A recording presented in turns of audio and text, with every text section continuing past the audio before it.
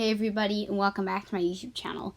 In this video, I'm going to be doing my Easter egg and review video on, yes, you saw the title right, the Phineas and Ferb Star Wars special.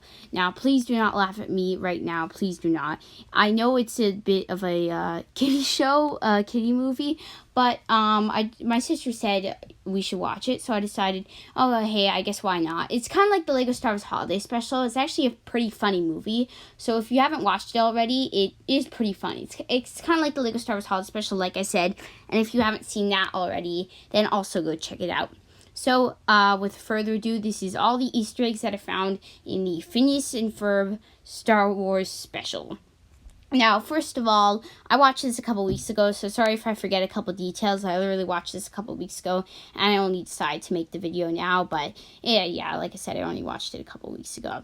So, basically, first, it starts with an opening crawl, and it's just really a bunch of nonsense. I think it's the same opening crawl as A New Hope, but a bit tweaked.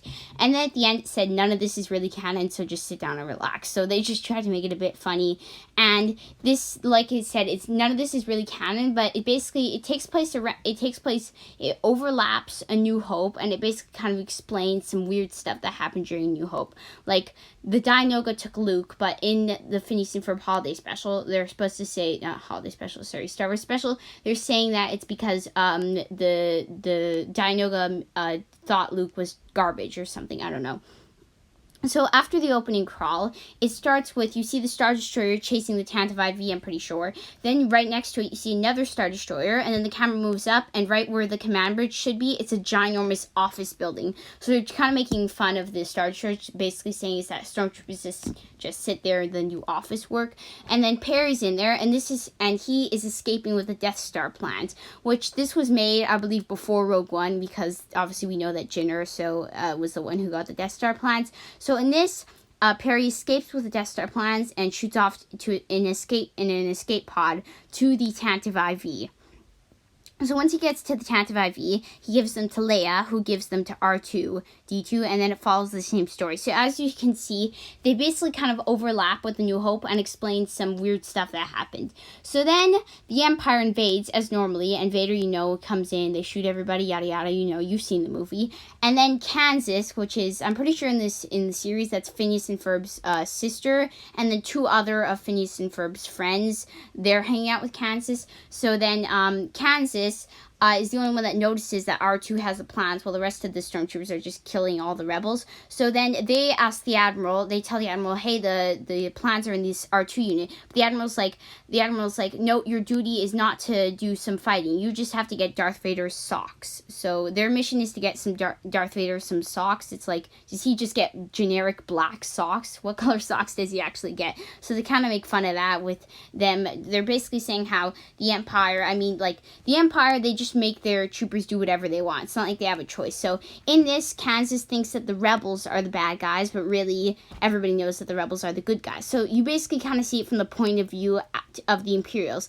Now this may not be canon, but this does give a good insight into stormtroopers were trained to think that the rebels were the bad guys. They thought that they were bringing peace and prosperity to the galaxy, as the commercial says in Solo. So this really shows you that the Empire really just kind of like, even though they didn't actually brainwash the stormtroopers, they literally made them think that the rebels were so evil.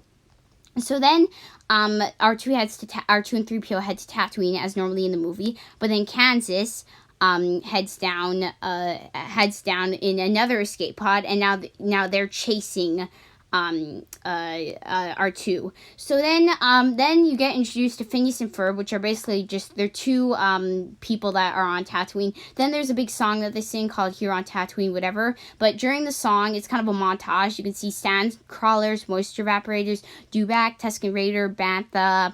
I think you might be able to see a couple Jawas, but basically all the stuff that you see on Tatooine.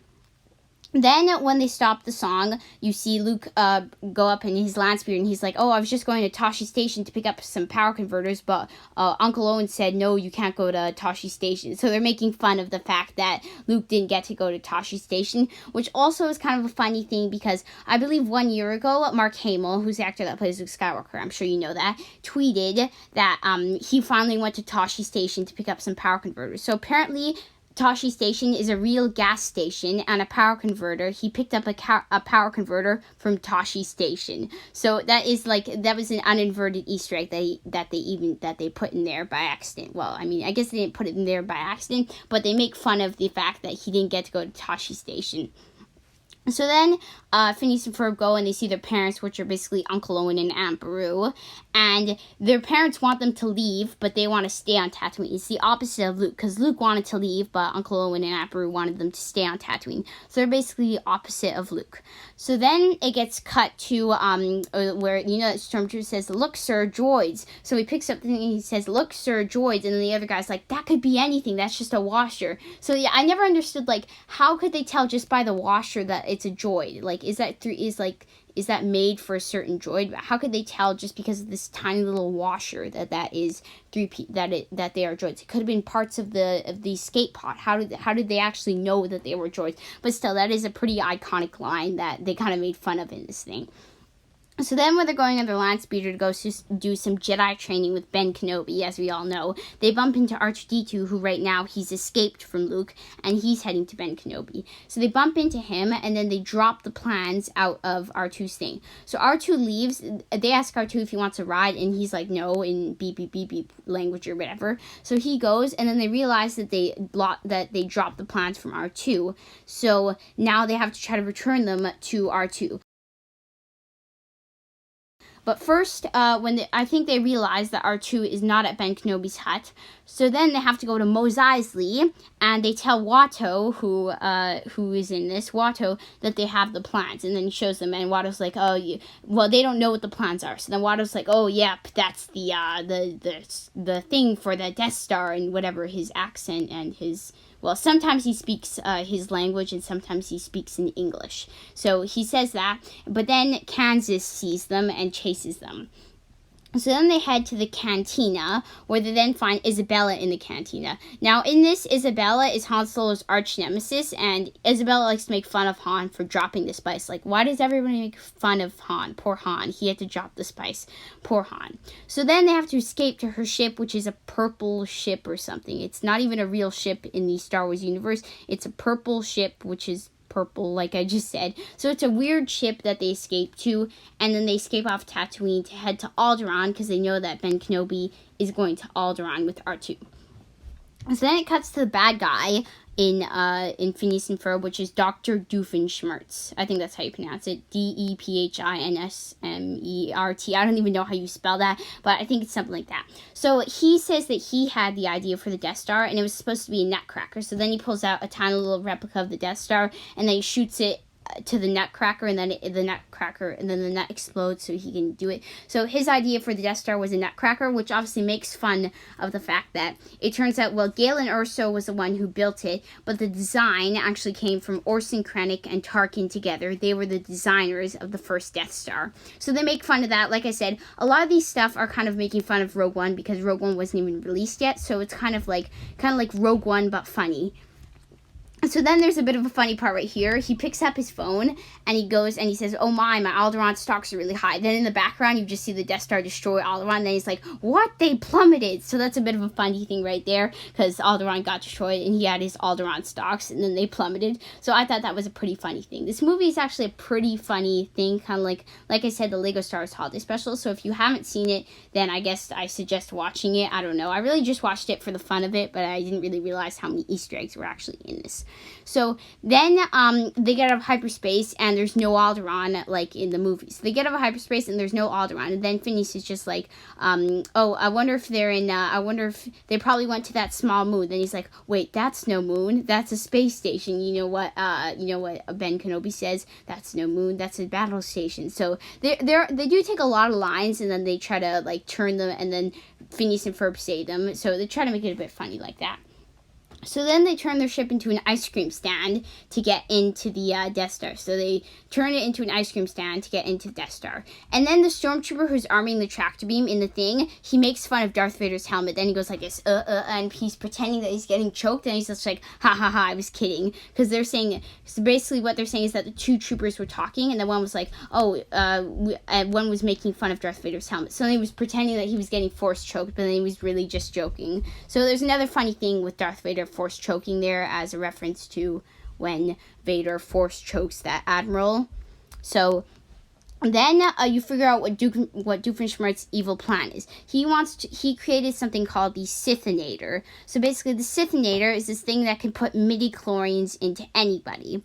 But he needs to get the midi-chlorians from, guess what? He gets the midi-chlorians from Darth Vader's trash. That doesn't even make sense because midi-chlorians are in a Jedi's blood, a Jedi or Sith's blood. So that doesn't even make sense. Unless he cut himself on the garbage and then his blood is now in the trash, then that doesn't even make sense. So whatever. He tries to get some trash. So basically then what happens is that he goes into the trash compactor to get the trash.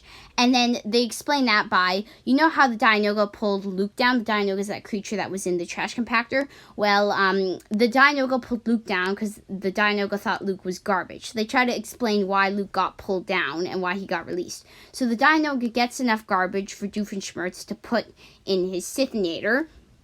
But then Perry interferes. So Perry interferes and then he gets put into carbonite. Obviously a reference to the Empire Strikes Back when Han gets put in carbonite.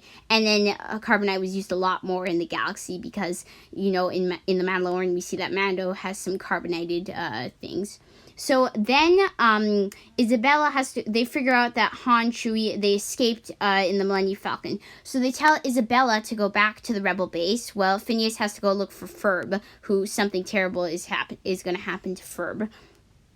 So then Isabella heads back to the rebel base, and then I'll talk about what happens at the rebel base in a couple seconds. But then after that, Kansas runs into Phineas, and Kansas is about to fall on one of those like Death Star walkways, I guess, with no railings. Like, the Empire is so unsafe. How did they not get filed by the safety inspector? No railings.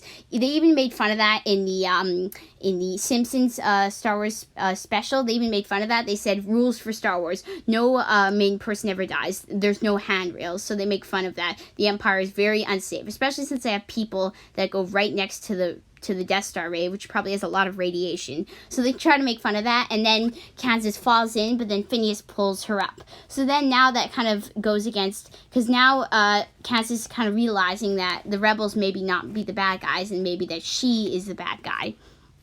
So when Isabella goes back to the rebel base, then she goes there and she delivers the planet. And then there's just two rebel troopers who are loading R2. They're connecting R2 to the rebel interface. Then they're just like, "Oh, phooey, wait, where's the Death Star plans?" And then she just walks in and she just gives the plans to them. And they're like, "Oh, phew, that would have saved us. We would have gotten that would have been terrible." Because imagine if in the canon, imagine if they just lost the plans for the Death Star, they just lost them. That would have been terrible, and then Yavin 4 just gets destroyed.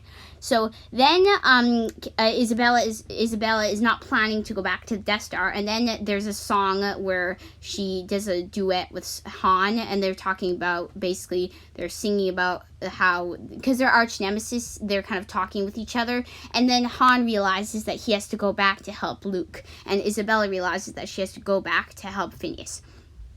So then when Phineas finally finds Ferb is a Sith Lord because he got Sithinated by the Sithinator, which doesn't really make sense because the Sithinator just zapped Ferb and then he became a Sith, which doesn't make sense because he doesn't have the midichlorians, unless, I really don't know how that works, but whatever. So then there's an epic battle between Phineas and Ferb, and I'm not really going to go into the battle because I don't really remember the full details about the battle, but I do remember some of the details. They just basically did a battle, then they start battling in the trash compactor, and he's basically telling Ferb, you can fight it, or whatever. Then Perry gets put out of carbonite, and then Perry puts a Dr. Doofenshmirtz in carbonite, which reverses. So now Dr. Doofenshmirtz is in carbonite. And then right when Kansas walks in, Ferb is able to deactivate, kind of like break Phineas's lightsaber. So now Phineas is about to get killed by Ferb. But then Phineas throws his lightsaber and it lands in a tiny little thermal exhaust port, which is the self-destruct port. And then Doofenshmirtz is just like, oh, I should have put a ray shield on that. As a reference to the ray shields were the thing that covered the thermal exhaust port in A New Hope. That's why they had to use proton torpedoes. So then it blows up the Sithinator, and for some reason it stops Ferb from being a Sith, which doesn't really make sense because it doesn't remove the midichlorians from Ferb, but it just like, I don't know, maybe it's like mind control or something, but they're just trying to make fun of it, and it really doesn't make that much sense, but it's still a pretty enjoyable movie to watch, and it's pretty funny, like I said earlier. So then they search through the rubble, and they're able to, Kansas helps them, and they're able to find Ferb. But now the problem is that now Luke is about to blow up the Death Star as normally in New Hope. So then Perry leaves with Dr. Doofenshmirtz and is delivering him to the rebels for, because he's a criminal for the rebels. And then they're about to head back to the main hangar, but the shuttle bus that was supposed to take them off the planet has now already left. So now they're stuck on the Death Star, and now they're basically talking about their only regrets because now they're going to die. And then Phineas says his only regret was that he wasn't able to meet his sister. And he said that his sister left Tatooine long ago. But it turns out that his sister is actually Kansas. So Kansas says, oh yeah, it's me, I'm your sister, which they never even noticed. And they were fighting against each other. But now all his thing is resolved. So now they're about to get blown up. And then you see... Phineas is just talking about, so Kansas asks, oh wait, what happened to, who's this guy? And then Phineas is just like, oh, this is Ferb, he's our stepbrother. And then Kansas is like, oh, Mom got remarried? And then she's like, how'd that happen? And then Phineas is just like, oh yeah, it's a funny story. And then the Death Star just explodes, so then you think they're dead. But then you realize that right at the same time, Isabella came back in her purple ship and saved them. So now they're just talking in the purple ship or whatever it's called. And then one of the guys asks, "Oh, what happens to all those innocent people that got killed on the Death Star?" Which is actually a very interesting argument, because that's one of the arguments that fans have had for years, is it justified that the rebels just killed like thousands of innocent stormtroopers? But really, they weren't actually that innocent, because they knew what they were kind of getting into. But in this story, some young rebels, which were like I think they were like Girl Scouts or something, they were able to save the Imperials before the Death Star blew up. So that kind of adds a resolve to the question, is that was it justified that the rebels were able to kill everybody? And in the honest answer, it kind of was justified, because the Imperials knew what they were getting into when they got into the battle station. They knew that they were working for the Empire. Even though they didn't quite know what the Empire was capable of, they still chose to come to the Empire's side. So they kind of knew what they were getting into when they went on the Death Star. So then they head back to Yavin 4, where they then have a party, where they then do the medal ceremony like in A New Hope. But then after, it turns into a party, and then they get the girl Ula from Return of the Jedi, who then does a song, and then that's the end of the movie. So they then do a party at the end, and it's a pretty good movie. Like I said, it's only an hour long. It's like 15 minutes long, so it's a pretty short thing. If you just don't know what you want to watch and you just want to watch this, then definitely go check it out. It's on Disney Plus, and maybe it runs sometimes on Disney Channel or something. I don't know, but like I said, it's a pretty good movie. Then they have a post-credit scene at the end where Isabella kisses Phineas, and which is a reference to they're basically the Han and Leia. So Isabella is Leia, and then he's kind of Han. So that's a reference to the Han and Leia. And that is the end of the 15-minute movie, which is not really a movie. It's mostly like a really long episode of something. Like the Bad Batch episode 1 was longer than this. So as you can tell, it's a pretty short movie, but still, it's got a lot of references to other Star Wars stuff. So I hope you enjoyed this video. Don't forget to like and subscribe, because I am actually, Mazrio, you have won. I'm rewatching the Freemaker Adventures. So Mazrio, you have won, and I'm going to do a review on the Freemaker Adventures Season 1. That's probably coming soon. I finished watching Season 1. Now I just have to record the video, and then, I'll release it once I'm done editing. So that video is probably coming soon. Hope you enjoyed this video, like I just said. I guess bye.